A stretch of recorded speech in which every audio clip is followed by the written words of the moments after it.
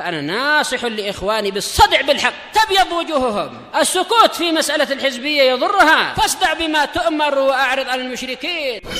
سلامي على دماج ورجالها والشيخ يحيى ودار العلم يا سعد بانيها. Bismillahirrahmanirrahim. Qala fadilatul Syekh Abdullah Al-Basam rahimahullahu taala, Ar-Rabi, yaitu gharibul hadis yang keempat adalah alah. Jam'u ail, jamak dari ail, yaitu bahasa kita biasanya keluarga, yaitu yang di bawah tanggungan kita nafkahnya itu. Wal alah al-fuqara, memang asal dari alah adalah orang-orang yang fakir. Min ala ya'ilu idaftaqar, apabila dia itu sangat memerlukan sesuatu. Wal ailah al-faqr. Tapi kenapa keluarga dipanggil ailah, dan itu biasa di Yaman dikatakan al-ikhwah wal ailah, yaitu dan keluarganya, karena secara umum yang namanya anggota keluarga mereka tergantung kepada kepala keluarganya, dan itu memang tanggung jawab kepala keluarga. Qawwamuna 'alan nisa bima faddalallahu ba'dhum 'ala ba'di wa bima anfaqu min amwalihim. Karena Allah lebih mengutamakan sebagian mereka terhadap sebagian yang lain, yaitu secara fisikal biasanya laki-laki tulangnya lebih kuat, dan juga karena laki-laki yang memberikan nafkah kepada keluarganya. Kalau dibalik, itu laki-laki wajib punya marwah, tentunya malu. Untuk malah justru jadi benalu, tergantung atau menggantungkan diri pada istri, ini malu. Kita berusaha untuk jadi tangan yang di atas. Semampunya, tak wajib untuk sampai jadi apa itu CEO atau apa, tak perlu. Kemudian yang kelima, yatakaffafun nas, meminta-minta kepada orang lain. Ma'khudun minal kaf, yaitu telapak tangan itu ya, kaf. Al-yad, yaitu tangan. Ay yas'alunan nasa bi'akuffihim, meminta-minta kepada orang-orang, kepada umat manusia dengan telapak tangan mereka. Tentunya ini adalah kharaja makhrajal ghalib. Biasanya meminta adalah dengan telapak tangan. Sekarang mungkin dengan chatting boleh itu nulis. Atau dengan entah apa, dengan ucapan, dengan lidah boleh meminta. Tapi ini kharaja makhrajal ghalib, bukan sebagai apa itu pengkhususan yang dilarang, hanya minta dengan telapak tangan. Kalau dengan mulut tak mengapa. Ini adalah usul fikih yang jamid, yang terlalu beku. Jangan tabung. Kenapa? Jangan tabung. Pakai tabung, ya itu dia. Tangannya tak ada di situ tapi pakai tabung. Atau bilang akonnya di sini atau apa itu. Tak wajib, memang tidak diwajibkan, yang terlarang adalah dengan tangan, tapi intinya adalah meminta. Yang keenam, Sa'id bin Khawlah nusiba ila ummih, dinisbatkan kepada ibunya. Wa huwa Quraisy ya. Nah, ini kembali dalam pembahasan garis malam itu. Boleh Quraisy kalau dia adalah wazan fu'ailun. Jadi Quraisy boleh Quraisy, dan itu yang lebih fasih. Yaitu ya-nya dihapus karena memang dia huruf ilah, senang hilang. Nah, itu yang terkenal Quraisy, tapi Quraisy pun boleh. Amiri, ya.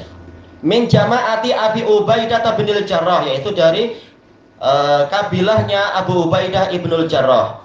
Wakil Farisi minal Yaman, dikatakan beliau ini orang Persia tapi dari Yaman. Halifu Bani Amir, cuma dia dinisbatkan ke Amiri karena ada persekutuan dulu keluarganya di masa jahiliyah dengan Bani Amir. Badriyun, ini Sa'ad bin Khawlah, ini Masya Allah peserta perang Badar. Min fudhala'is sahabah, termasuk sahabat-sahabat yang utama. Tuwfi bi Makkah fi hajjatil wada, meninggal dunia di Makkah pada waktu haji wada. Walaupun ikut perang, tapi kalau belum takdirnya mati, memang kematian itu terserah Allah Ta'ala. Jihad itu tidak menjadi kepastian kita pasti mati sehingga perlu takut. Jihad tidak mendekatkan pada kematian, sebagaimana lari tidak menjauhkan dari kematian. Tapi apa? Kita wajib berusaha apa yang layak untuk kita lakukan. Ternyata meninggalnya adalah tahun 10 Hijriah. Kanat tahtahu Subai'atu bintul Harits. Yang di bawah ikatan pernikahan dengan beliau adalah sahabiyat yang terkenal juga itu Subai'ah bintul Harits.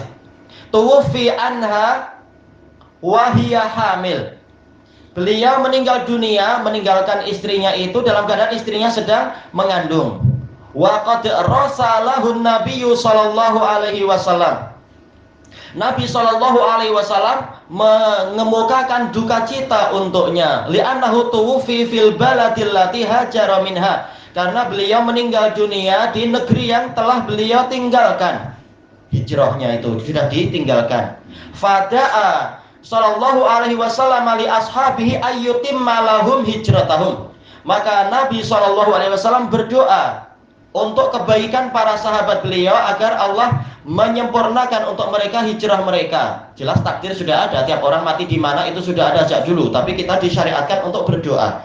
Mohon agar diberikan yang terbaik, ini dan itu terserah apa. Maridho Sa'd bin Abi Waqqas radhiyallahu anhu fi hajjatil wada' maradan syadida. Berarti ceritanya apa? Yaitu Sa'd bin Abi Waqqas radhiyallahu anhu pada waktu haji wada dan ikut haji, tahu-tahu di sana beliau sakit keras. Khafa min shiddatihil maut. Beliau khawatir mati disebabkan menyamin sababiyah, disebabkan oleh parahnya sakit beliau, bukan karena takut mati, beliau mujahid besar, tetapi apa? Mengkhawatirkan masalah harta benda yang banyak. Bagaimana ini? Fa'adahun Nabiyyu sallallahu alaihi wasallam ka'adatihi fi tafaqqudi ashabihi. Lalu Rasulullah SAW menjenguk Sa'ad seperti tradisi beliau yang selalu memeriksa para sahabat beliau, tengok siapa yang tidak hadir, mungkin kita boleh menjenguknya dan sebagainya. Baik. Sayangnya Syekh Abdul Raqib jauh ya, dulu itu Allahul musta'an. Kita PKP tak mampu pergi sana. Wa muwasatihi iyahum. Tradisi Rasulullah adalah memberikan kelapangan pada mereka, kelapangan doa, kelapangan harta, ataupun yang lainnya. Fadzakara Sa'dun lin Nabiyyi sallallahu alaihi wasallam minad dawa'i. Lalu saat Ibnu Abi Waqqas radhiyallahu an menceritakan kepada Nabi sallallahu alaihi wasallam beberapa faktor, yaitu perkara yang menyibukkan pikiran beliau. Ma ya'taqidu annaha tusawwighu lahu tasadduqa bil katsiri min malih. Faktor-faktor yang beliau yakini akan menyebabkan beliau boleh untuk menyedekahkan harta beliau yang banyak. Karena yang mewarisi saya sekarang hanya anak perempuan saya. Ya sudah, berarti saya kasih sedikit saja, dah cukup. Maksudnya adalah selain istrinya tentunya maksudnya.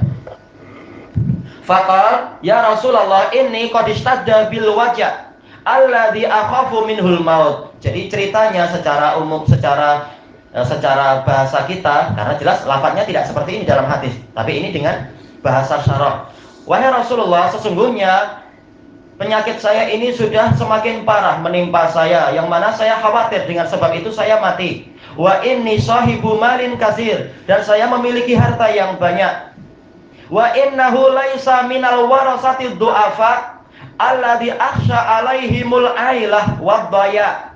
Sementara tidak ada dari ahli waris saya orang-orang yang lemah, yang kekurangan harta, yang saya khawatir mereka nanti akan jatuh miskin, wadh-dhaya, dan tersia-sia.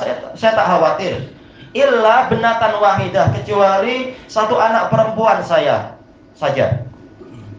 Fa ba'da hadza, maka setelah ini, setelah data seperti ini, hal atasaddaqu bisulusai mali. Apakah boleh saya menyedekahkan 2/3 harta saya? Makanya masuk dalam bab wasiat, karena ini jelas wasiat menjelang kematian. Liuqaddimahu li sholihi amali, untuk saya ajukan itu sebagai amal soleh saya, bekal saya di akhirat. Faqala Nabiyyu sallallahu alaihi wasallam la. Maka Nabi SAW mengatakan tidak boleh. Walaupun ini untuk keperluanmu mencari pahala akhirat, tapi sekarang sudah tidak boleh. Menjelang kematian harta itu sudah ada hubungan ikatan dengan para ahli waris. Maka tak boleh orang itu kemudian semena-mena untuk menyia-nyiakan ahli warisnya dan memberikan harta yang berlebihan kepada orang yang bukan ahli waris. Yang boleh hanya 1/3 saja. Qal fasyatru ya Rasulullah, setengah boleh? Qal la, tak boleh juga. Faqultu fasulus, kalau begitu 1/3. Faqal lamani aminat tasadduqi bisulusi ma'annahu kasir. Tidak terlarang untuk bersedekah dengan 1/3, walaupun itu banyak. Fanuzulu ila madunahu minar rubu'i wal khumusi afdal. Berarti ada makna yang terkandung di dalam itu, maka turun lagi kepada yang lebih rendah, yaitu 1/4 atau 1/5, itu lebih utama. Dan ini yang menjadi madhab Ibnu Abbas juga, yaitu yang saya sukai adalah kurang dari 1/3. Mungkin 1/4, 1/5, 1/10, karena ahli waris lebih layak untuk kita utamakan. Baik. Kemudian kita ambil satu baris ini, summa bayyana lahun nabiyyu sallallahu alaihi wasallam al-hikmata fin nuzuli fi shadaqah. Lalu Rasulullah SAW menerangkan kepada Sa'ad apa hikmah dari mengurangi kadar sedekah. Sedekah dalam artian wasiat tadi, min aksaril mal ila aqallih, dari harta yang semula paling banyak yaitu 2/3 menjadi yang paling sedikit 1/3 atau kurang dari itu. Bi amroin, dengan 2 alasan. Baik, penjelasannya kita akhirkan insyaallah. Wallahu a'lam. Subhanakallahumma wa bihamdika la ilaha illa anta astaghfiruka wa atubu ilaik. Walhamdulillahirabbil alamin. Jazakumullahu khairan.